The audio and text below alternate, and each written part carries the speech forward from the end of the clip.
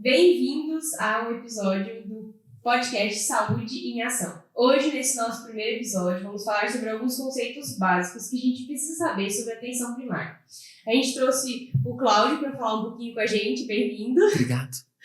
E a gente gostaria de convidar todos vocês a assistirem os próximos episódios também, que a gente vai se aprofundando no tema. Lembre-se, se quiser fazer alguma anotação, a gente está sempre à disposição no nosso Instagram, saudeemação.fps, para tirar qualquer dúvida e auxiliar. Espero que o programa de hoje e todos os demais ajude você a se capacitar ainda mais como profissional de saúde ou como curioso da área da saúde nesses temas que nós vamos abordar. Então, hoje, falando um pouco sobre conceitos iniciais da atenção primária para a gente começar a entender, a gente trouxe o Cláudio, que é doutor em enfermagem pela Universidade Federal de Santa Catarina, mestre em enfermagem pela Universidade Federal da Bahia, especialista em preceptoria no SUS pelo Instituto de Ensino e Pesquisa do Hospital Sírio-Libanês, bacharel em enfermagem pela Universidade Federal do Vale do Rio São Francisco e atualmente é professor do curso de enfermagem aqui na UFS e tem uma grande experiência aí com atenção primária, tanto trabalha com isso, né, vai estar diretamente nas unidades, serviços de saúde, e hoje a gente vai entender um pouquinho alguns conceitos fundamentais.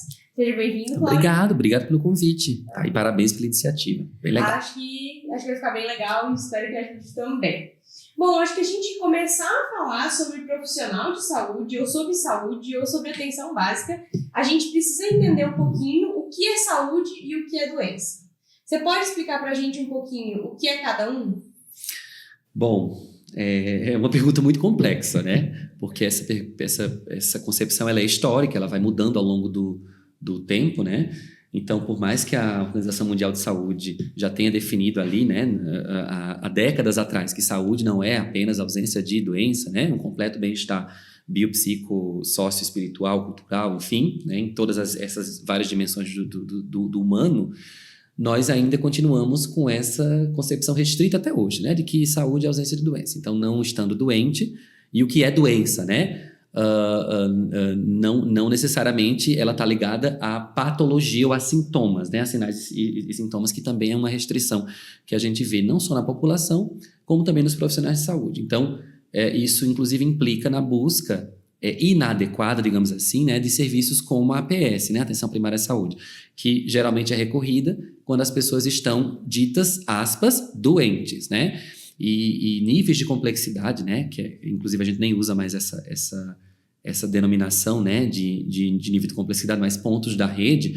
O ponto da rede APS, né, como coordenadora do cuidado, ela inclusive foi pensada para ser acionada não necessariamente quando você está doente. Claro que é interessante que você procure, óbvio, os serviços de saúde e a porta de entrada prioritária, mas é também, né, para você procurar o serviço de saúde quando você está ou se considera saudável, né? Para que você mantenha essa dita saúde, que também é uma autopercepção, né? Então, tem muitas pessoas que, ao olhar dos profissionais de saúde, podem estar saudáveis e aos parâmetros, né, do Ministério da Saúde e da OMS podem estar saudáveis e outras não, né? Quando a gente fala desses dois conceitos também, a Organização Mundial de Saúde, por exemplo, né, tem vários instrumentos para mensurar, mas tem o RUCOL, por exemplo, né, que é um instrumento muito famoso, né, mundialmente falando, que tem várias facetas, né, vários sub-itens ali, que mensuram quantitativamente, né, a qualidade de vida, se é que ela pode ser mensurada, né?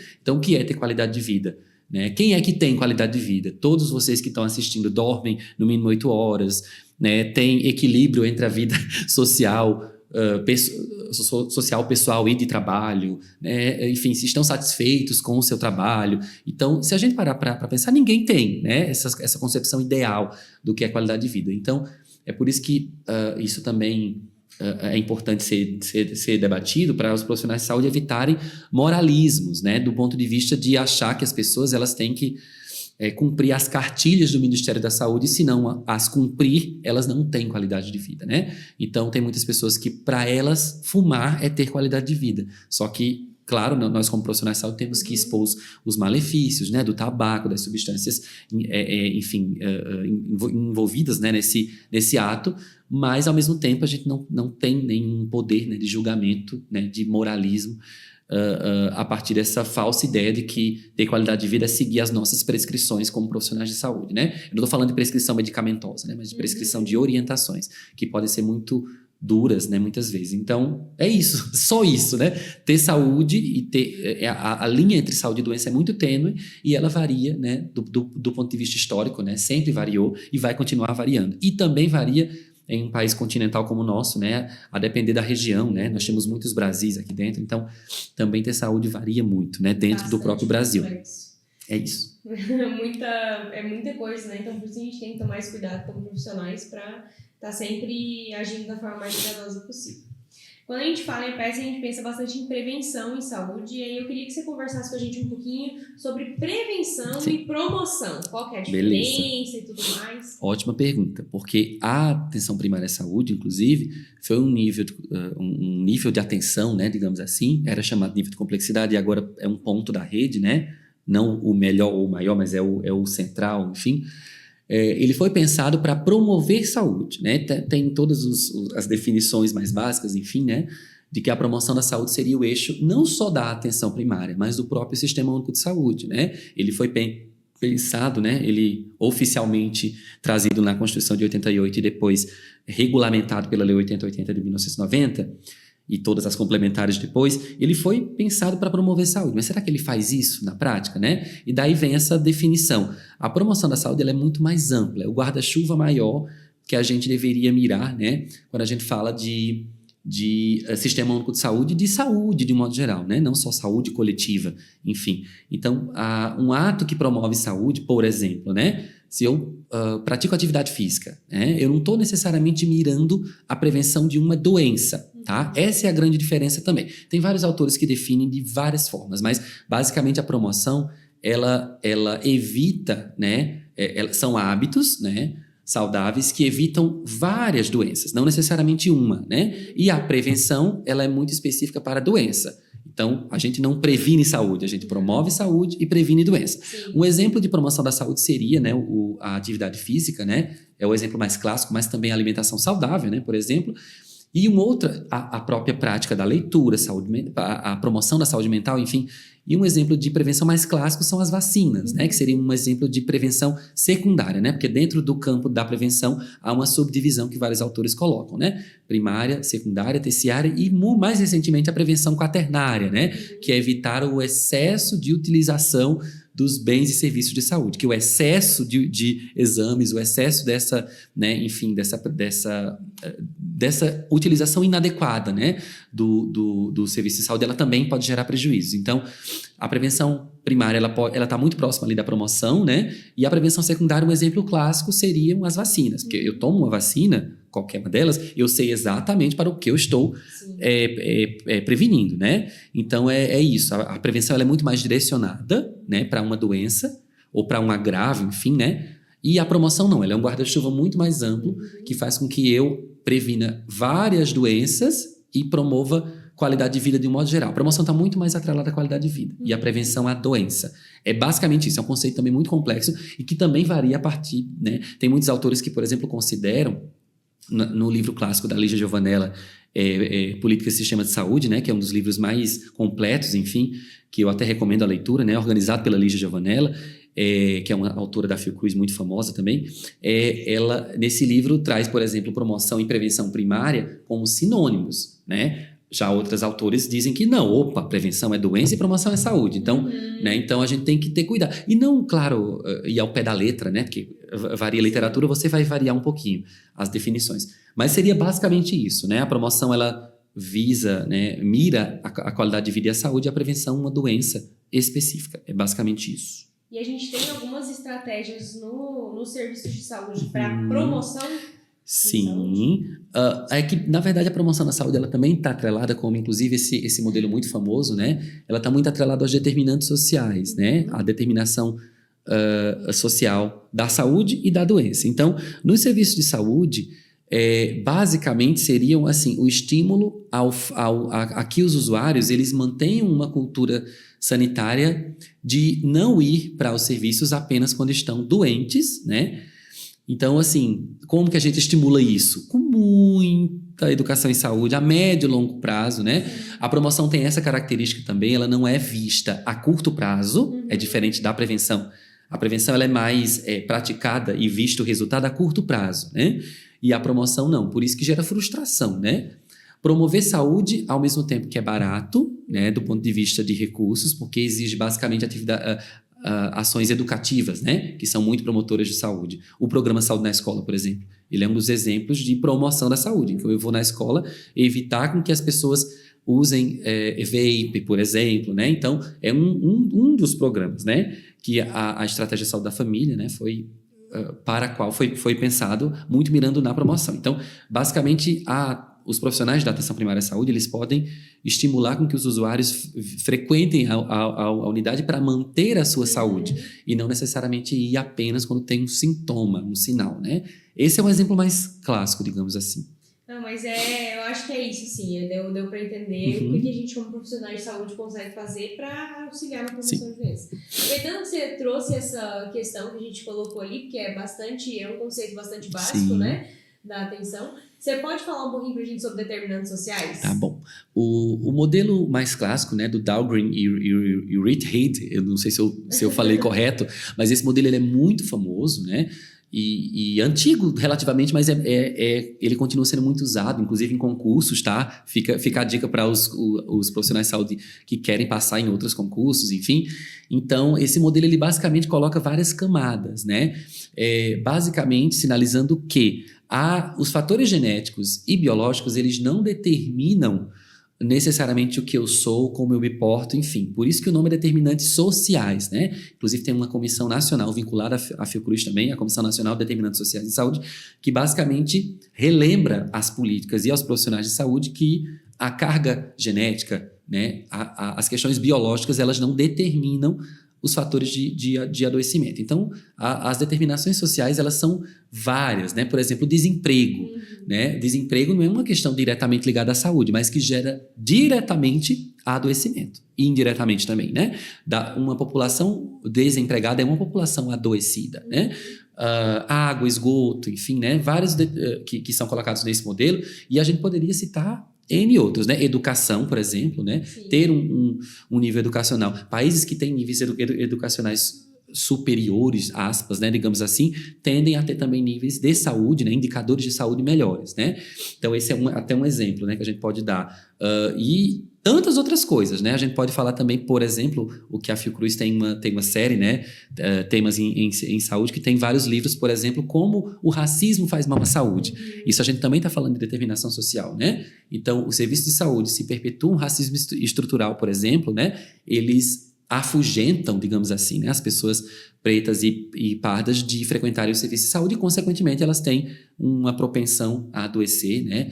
Enfim, então, também essas questões de preconceito, discriminação, né? LGBTfobia, por exemplo, elas também entram nessa égide, né? Nesse grande guarda-chuva da determinação social e também fazem mal diretamente à saúde. A população LGBT, por exemplo, que tem quase o dobro de chance de ideação suicida, por exemplo, né? Então, isso também é determinação social, né? Da saúde, até porque o preconceito, ele não é genético, ele é construído, ele é aprendido, né? A gente poderia dar vários exemplos, mas basicamente é isso. Não, perfeito. Deu para entender bem, assim, como a gente tem que tomar cuidado com todos os outros fatores, né, que interferem na saúde e tudo mais. Quando a gente fala agora, mudando um pouquinho de família na atenção primária, você pode explicar um pouquinho como que ela é importante no cuidado, ou o que os profissionais podem fazer para fortalecer esse vínculo? Olha, ela é fundamental, né? Isso, acho que os teóricos e os estudos sobre família e comunidade, eles já estão, assim, enfim, até saturados, né, de comprovar a relação, né, a benéfica da família com a própria promoção da saúde, né? Então, na APS, inclusive é por isso, né, que um dos atributos derivados, né, que a gente vai falar daqui a pouco, da APS seria a orientação familiar, né? Porque justamente sem a família, a chance dos cuidados em saúde falharem, né, ou de haver reincidência, né? Um exemplo clássico que a PS que a gente tem na PS, por exemplo, é o tratamento da sífilis, né? Então, é um tratamento que não deve mirar necessariamente o indivíduo que está na minha frente, né? Então, se eu não trato tanto parceiros quanto envolvo toda a família se for da vontade da pessoa, óbvio, né? Porque tem toda a questão de sigilo, óbvio, e ética envolvidos, mas é uma questão que envolve também os cuidados familiares. O chamado pré-natal do parceiro, por exemplo, né, que é um outro exemplo muito clássico. Antigamente, na minha época como enfermeiro, né, há 15 anos atrás, era muito raro você ter esse foco das políticas ministeriais no companheiro ou na companheira, né? Se for, por exemplo, um casal homoafetivo, enfim, independente da configuração familiar, né? Da pessoa que está do outro lado, né? Então, trazer a família para junto do pré-natal, da puericultura, por exemplo, isso é fundamental, até porque no caso da puericultura, né, você sempre tem que fazer com o pai o responsável, enfim, né? Então, a família ela é fundamental para que os cuidados sejam eficazes, né? Senão a gente vai ter um cuidado individualizado que já foi por mais do que comprovado, né, na literatura, que o cuidado individualizado, sim, ele tem uma eficácia, mas a chance da falência, né, ou da recidiva daquela condição de saúde é muito mais elevada, né, sem a família, digamos assim. E aí a gente tem outro ponto quando a gente fala de saúde também, que nós como profissionais de saúde, nos retirar de todos os nossos preconceitos e entender que independente da configuração familiar que aquele indivíduo tem na sua vida, o cuidado familiar vai ser fundamental. Então a gente tem que tirar esses preconceitos na hora dos atendimentos, né, para poder promover uma ação bastante efetiva. Quando a gente fala, e aí a gente entra, eu acho que engata esse próximo tópico, que é a saúde como direito, né? A gente sabe que garantido em Constituição, todo mundo tem. A gente consegue, de fato, aplicar isso? Quanto, assim? É outra questão muito complexa, porque a questão do artigo 96, né, que é sempre mencionado quando a gente fala disso, né, da Constituição Federal, saúde, abre aspas, saúde é direito de todos e dever do Estado, fecha aspas. Essa frase, né, que é muito faz parte das garantias pétreas, né, da Constituição, né, enfim, saúde para todo mundo, independente da sua condição, de onde você mora, enfim, ao mesmo tempo a grande boniteza do SUS, né, mas ao mesmo tempo é o seu grande desafio, porque como é que eu vou garantir saúde de qualidade? Não é qualquer saúde, né? Porque quando o SUS garante ali na Constituição, ele não diz de qualquer forma, né? Muito pelo contrário. Daí vem os outros princípios, né? Como a integralidade, por exemplo, mas vem tantas outras coisas que relembram, né? Que o SUS ele não tem apenas que chegar nas pessoas, mas garantir com qualidade e ao longo de toda a sua vida, né? Então, é um desafio, sim. E a gente entra em outra questão, né, que a saúde tem enfrentado muito, que é a judicialização, né, do direito à saúde, que infelizmente muitas pessoas precisam acionar a justiça para relembrar o SUS, né, as secretarias de saúde de modo geral, o óbvio, né, que o direito à saúde ele é inalienável, né, então independente de quanto o SUS vai gastar para garantir a minha saúde, não é sobre isso, né? É sobre eu ter direito independente, né? A gente tem várias reportagens, por exemplo, de o paciente mais caro do SUS, né? Que as revistas fazem, enfim, tem uma reportagem muito clássica em relação a isso, né? Que, claro, vai mudando, né? Cifras vão mudando ao longo do tempo. Mas mesmo para o paciente mais caro do SUS, aquele que gasta R$1 milhão por mês, e para o paciente que não acha que não usa, né? Porque todos usamos o SUS o tempo inteiro, inclusive nessa água que eu estou bebendo aqui, eu estou usando o SUS, né? O SUS ele está em todo lugar. Então, assim, o SUS ele tem que garantir saúde para todo mundo, com o recurso parco que a gente tem, que é uma outra coisa que a gente pode, né, que vamos entrar, enfim, daqui a pouco, mas garantir saúde para todos, com o subfinanciamento crônico que nós temos desde que o SUS foi fundado, esse também, digamos, é o primeiro dos grandes desafios dos gestores e gestoras. Mas, enfim, eu não vou antecipar, né? Não, mas acho que é isso, assim, a gente entra naquilo que a gente, claro, como profissionais de saúde, tem que fazer a nossa parte, promover aquelas pequenas ações que a gente consegue melhorar, né, o funcionamento do serviço de saúde, mas a gente também é limitado, então tem que reconhecer isso e fazer o melhor com o que a gente consegue, né? Sim. A gente tem esse ponto. Agora, para a gente entender sobre a atenção primária, assim, o que ela compreende, o que entra quando a gente fala atenção primária, a gente está pensando no quê? Esse termo atenção primária no Brasil, na Política Nacional de Atenção Básica, né, ela inicia sinalizando que no Brasil a atenção básica e a atenção primária são sinônimos, no Brasil, né? Esse termo atenção primária ele é muito mais usado mundialmente falando, né? Então, o termo atenção básica é a jabuticaba brasileira, né? Que a gente só usa aqui dentro. Os autores denominam, né, como o nível primário, o nível prioritário de acesso aos serviços de saúde. A dita porta de entrada prioritária, não é a única, né, mas é a prioritária. Ou, para outros teóricos, né, o nível de atenção ou ponto da rede de coordenação do cuidado, né, de coordenação de todas as linhas de cuidado. Então, tudo volta para ela, tudo sai dela e tudo volta para ela. Não existe usuário que não seja da atenção primária à saúde. Então, aí a gente já entra em outras questões, né, por exemplo, os usuários que precisam, né, que fazem acompanhamento no CAPS, né, no Centro de Atenção Psicossocial. Eles não são usuários do CAPS e não mais da APS. Não existe usuário que não seja usuário da atenção primária à saúde, mesmo que ele ache que não use, né? Até porque o calendário vacinal básico, por exemplo, ele é prioritário do SUS. Várias vacinas não são comercializadas, mesmo que muitas pessoas, os milionários, por exemplo, achem que não dependem do SUS. Eles dependem, literalmente, em tudo, né? Na água que eu já mencionei, né? No ar que eles respiram. Então, a atenção primária à saúde é esse nível prioritário, né, de entrada do usuário nesse sistema extremamente complexo, e é um sistema que, inclusive, né, resolve, como a gente já vai falar mais adiante, né, ele tem potencial de resolver, né, cerca de 80% dos problemas da população, né? Isso está, inclusive, cientificamente comprovado, né? A área de medicina de família e comunidade, ela estuda muito, né, essa resolutividade, enfim.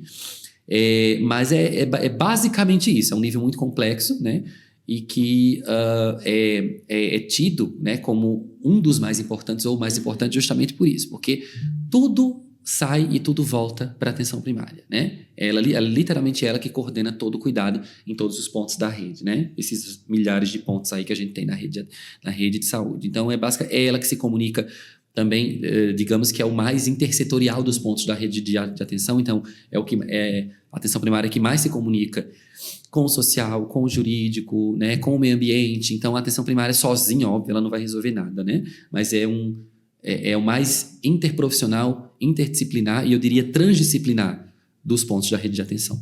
Bem interessante a fala, e inclusive a gente convida para assistir os próximos episódios, que a gente vai ter um episódio só sobre redes de atenção, para ver justamente como que esse usuário, ele está sempre volta, né? Sempre está ligado, acaba nunca se desvinculando com a atenção primária, e como que ele vai para outros pontos e volta, como a gente pode melhorar isso. Então, fica o convite para assistir esse também, que a gente vai aprofundar mais especificamente nessa pergunta, assim.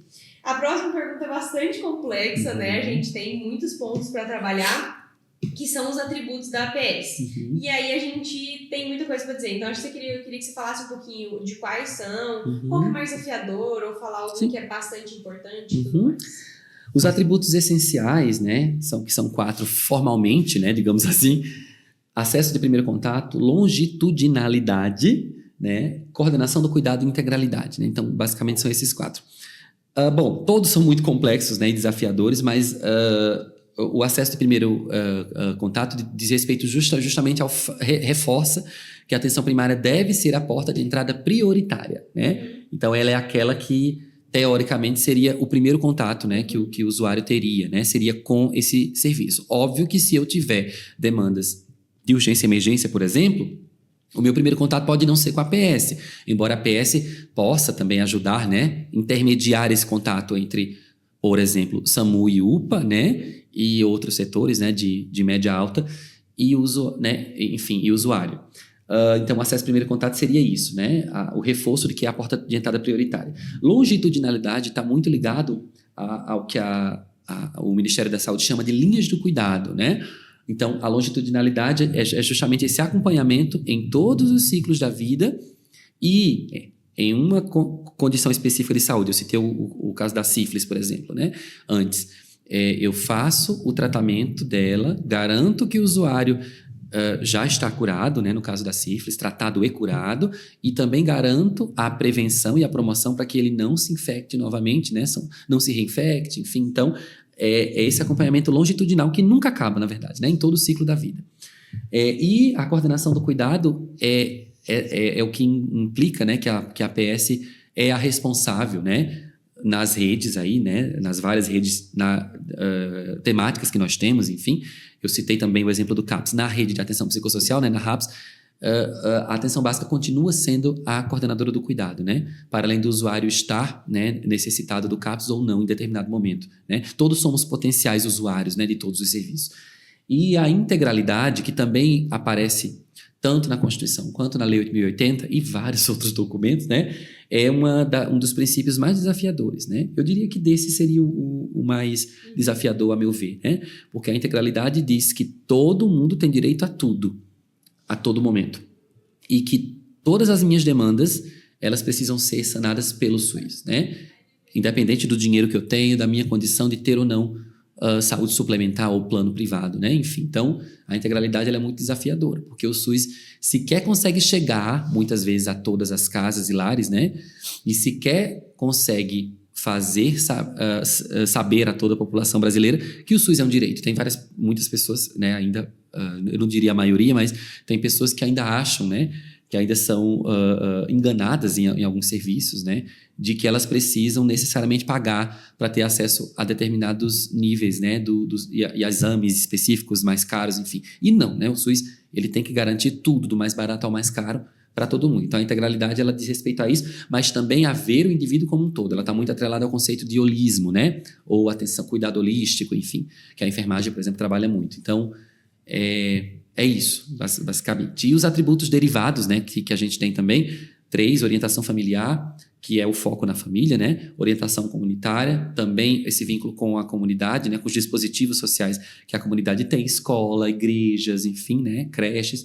E a competência cultural, que no caso, por exemplo, da nossa região aqui de Chapecó, né, a competência cultural, ela pode ser acionada muito na nossa tentativa, né, que muitas vezes é frustrada, de garantir também a integralidade para a população imigrante, por exemplo, né, que também tem direito, né, pela Constituição Federal, né, todo e qualquer imigrante, nós somos o único sistema no mundo que dá para os imigrantes temporários ou os que estão, né, morando em território brasileiro, enfim, os mesmos direitos que a população brasileira. Então, essas barreiras culturais, linguísticas, enfim, elas precisam ser superadas, né, com várias estratégias baseadas nesse atributo derivado que é a competência cultural.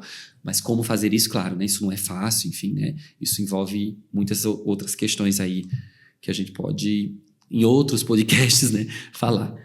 A gente sabe que é bastante complexo, mas acho que é um ponto muito importante a gente ter isso muito bem estabelecido e garantido numa legislação para que a gente consiga trabalhar em cima, né? Então, o primeiro passo para a gente saber dos desafios de cada um, da complexibilidade de cada um, a gente consegue ter acho que um objetivo a ser alcançado, né? De trabalhar isso com excelência. A gente sabe que para colocar coisas em prática, o investimento faz muita diferença, né? A gente já sabe, acho que a gente não precisa nem bater na tecla de que ele não é suficiente para o tanto de coisa que o SUS prevê e a atenção primária quer resolver, né? Mas a gente sabe que um bom investimento traz resultados. E aí a gente queria que você falasse um pouquinho sobre isso, assim. O investimento na atenção primária é muito polêmico, né? No SUS, de modo geral, né? O Sistema Único de Saúde é subfinanciado, ponto. Nós somos um dos... sempre estamos no pódio dos países que na América Latina investe menos per capita em saúde, né? Estou falando investimento público, né? Então, sempre nós estamos nesse pódio, ou em primeiro lugar ou em terceiro, a depender do ano, né? Que você analise os indicadores, né? O PIB per capita por saúde, né? Já que nós somos o maior país da América Latina, nós deveríamos também ser o que mais investe, né? Per capita. Mas não é o caso. Então, basicamente, as garantias que estão na Constituição, elas não são colocadas em prática muitas vezes, né? Por falta de recurso. Não só por isso, né? Porque o pouco recurso que nós temos muitas vezes é gerido de forma não otimizada, digamos assim, ou ruim, né? Então, sim, a maioria dos gestores fazem milagre e dos profissionais de saúde, então parabéns para os profissionais da APS de um modo geral, né? Que literalmente fazem milagre com o pouco que tem. Mas, de um modo geral, o SUS é subfinanciado. E, falando mais especificamente, claro que o financiamento da atenção básica mudou muito recentemente agora, né? Há meses atrás, mas falando especificamente do Previne Brasil, né? Que é a forma de financiamento da atenção primária à saúde até há poucos meses atrás, né? Que basicamente financia mais ou menos à luz de 7 indicadores, né? Foi uma forma muito polêmica, né? Claro, porque acaba que a APS ela se volta muitas vezes apenas para esses sete indicadores, esquecendo outras ações de promoção e prevenção, à luz só dessa busca por financiamento, né, dos 7 indicadores. Bom, tem ônus e bônus, né, nessas escolhas que o Ministério da Saúde fez, até porque por que só esses 7? Por que não vários outros, né? Por exemplo, a saúde na escola, né, que não é um dos indicadores do Previne, e por isso ela acaba sendo esquecida, né, relegada a segundo plano, já que não requer, não implica no financiamento, né? Então, por que não ela também ser um dos indicadores? Mas, enfim, é a opção que o Ministério da Saúde fez, né, para remunerar mais ou menos, e é uma opção polêmica, mas, claro, investir em atenção primária à saúde é um bom investimento de todos os níveis, né, de atenção, ditos níveis de complexidade ou pontos da rede. A atenção primária é a que mais dá retorno, né? Então, tem vários autores que por exemplo, falam sobre não necessariamente o investimento na atenção primária direta, mas, por exemplo, investimento em meio ambiente. Para cada R$1 investido em saneamento básico, R$3, 2 a R$3 é economizado em causas, né, as ditas causas sensíveis à APS ligadas ao meio ambiente, por exemplo, né? Então, assim, de um modo geral, é um investimento muito bom, né? Só que esse investimento, ele gera retorno a médio e longo prazo. É por isso que os gestores muitas vezes não veem palpável, né, nos 4 anos de governo, né? Então, não dá muitas vezes para colocar, não é um investimento político-partidário muito interessante, né, a atenção primária à saúde, porque a população acredita, né, muito mais status, por exemplo, a hospitais, né?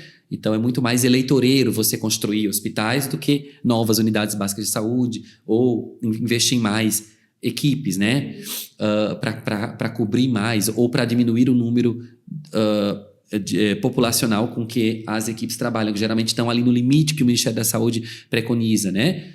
Então, é bem complicado. Claro que o investimento na APS, ele, historicamente, né, a atenção primária à saúde foi premiada mundialmente algumas vezes como um dos exemplos, né? Na verdade, não a atenção primária à saúde, que a APS existe em vários outros países, né? A maioria deles, enfim, seja aqueles mistos, né, tendencialmente gratuitos, como é o caso do sistema português, enfim, mas a estratégia de saúde da família, que é a nossa forma de operacionalizar a atenção primária no Brasil, né? A estratégia de saúde da família já foi premiado mundo afora, né? Justamente por reduzir mortalidade infantil, né? Que nós conseguimos reduzir drasticamente, né? Mais do que o dobro, reduzir mortalidade materna, reduzir causas sensíveis a APS, né? Várias, enfim. Então, ele aumenta a expectativa de vida, é uma política, né? Não mais programa, porque foi criado como programa, né? O Programa Saúde na Família, né? O PSF foi criado com uma lógica temporária e depois, pelos números exitosos, se viu que não, vamos manter, e por isso se tornou estratégia, né? Como uma política de Estado e não de governo. Então, ela está mais do que comprovada, né, que ela é útil, tanto que vários países se inspiram na estratégia de saúde da família, né, como exitosa. Enfim, então, a Lancet tem uma série de artigos sobre políticas exitosas, né, mundo afora, e a estratégia já foi premiada, né, e reconhecida pela Lancet, né, que é um periódico muito famoso, enfim, se não a estratégia mais exitosa do mundo, né, uma das estratégias de saúde mais exitosas. E aí quando a gente fala, já que a gente agora entendeu um pouco dos conceitos principais, assim, a gente vê a importância de tentar executá-los da melhor forma possível para ter os melhores resultados. E aí a gente entra justamente nesse debate para a gente encaminhar para o final, assim, sobre a resolutividade da APS, né? Você comentou que ela chega a 80%, e eu queria que você falasse um pouquinho disso, assim, a gente tem vários indicadores, enfim, e tudo mais, que a gente consegue trabalhar, acho que aqui nessa pergunta, né? Também é bastante amplo. Sim, os 80%, né, de resolutividade, inclusive tem autores que colocam 70%, outros até mais, enfim, né, é cerca de 80%, significa que a APS ela não precisa encaminhar tudo, né, que é uma das coisas uma das críticas, né, que a gente vê muito na prática do SUS, né, de que muitos postos de saúde, né, as unidades básicas de saúde, eles são vistos como encaminhadores pela população, né? Então, eles podem resolver 80% daquelas demandas e encaminhar, aspas, 20% daquilo que eles não conseguem resolver, cerca de 20%. Então, a resolutividade está muito atrelada a essa capacidade de que a equipe mínima de saúde da família, né, médico, enfermeiro, cirurgião, dentista, técnicos e auxiliares de enfermagem e ACS, né, que é a equipe mínima, aliada à equipe multiprofissional, né, de tantos outros profissionais, educador físico, nutricionista, físio, fono, etc., né, tende resolver literalmente com efetividade, né? Porque resolutividade não é resolver de qualquer forma, né? É resolver com qualidade. É qualidade mais acesso, né? É uma fórmula, enfim, literalmente. Então, esse indicador, né, de resolução, ele diz respeito a isso, né? De que a APS ela tem sim essa condição, ainda é claro que com estrutura, com financiamento, com unidades bem estruturadas, né? Com profissionais bem remunerados, com profissionais com plano de cargos e carreiras. Então, não dá para a gente falar também de que qualquer APS resolve 80%. Né? A gente está falando de uma APS ideal, de uma estratégia, né, de saúde da família, de uma unidade básica de saúde em condições ideais, que a gente não vê muito isso acontecer em várias localidades, né? Em vários rincões de pobreza, por exemplo, né? Que sequer tem unidade básica de saúde, inclusive.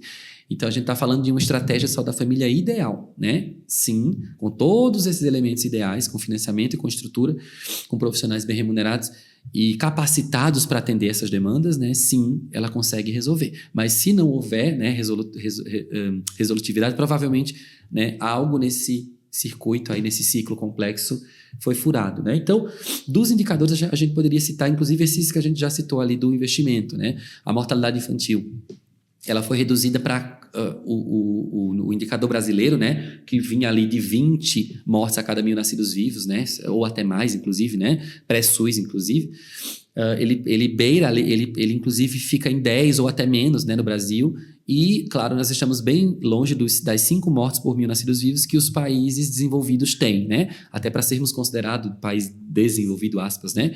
A gente não conseguiu chegar nesse indicador ainda. Mas, enfim, e nem zerar a mortalidade materna, por exemplo, né? O ideal seria zerar a mortalidade materna, mas a gente ainda não consegue, né? Justamente porque a APS ainda não chegou a todos os lugares, ainda tem população descoberta no Brasil, né? Enfim, apesar de que está mais do que comprovado que ela dá resultados. Então, é basicamente isso. Assim. Não é qualquer APS que atinge os 80%. Né? A gente está falando de uma APS de fato estruturada, potente, né? Com investimento adequado. Ela, sim, dá resultados. E aí a gente vê, né, a importância dos profissionais de saúde estarem sempre se capacitando. Claro que a gente não consegue resolver tudo mesmo sendo capacitado. Sim. E estando preparado e fazendo nossa parte. E tá tudo bem. Mas a gente hoje acho que conseguiu entender. Muito obrigada, Cláudia, por ter aceitado o convite, por ter falado também assim com a gente. A gente consegue perceber a importância de uma APS bem resolutiva, bem organizada, com uma boa gestão, com bons profissionais. E aí a gente tenta fazer a nossa parte, né, se capacitando cada vez mais. Acho que por hoje era isso, sim. Muito obrigada a todos que estão conosco até agora. Lembrem de nos seguir nas redes sociais para estar por dentro desse e dos próximos episódios. E continuem sempre colocando a saúde em ação. Muito obrigada por nos ouvir hoje. Obrigado. Tchau. Tchau, tchau.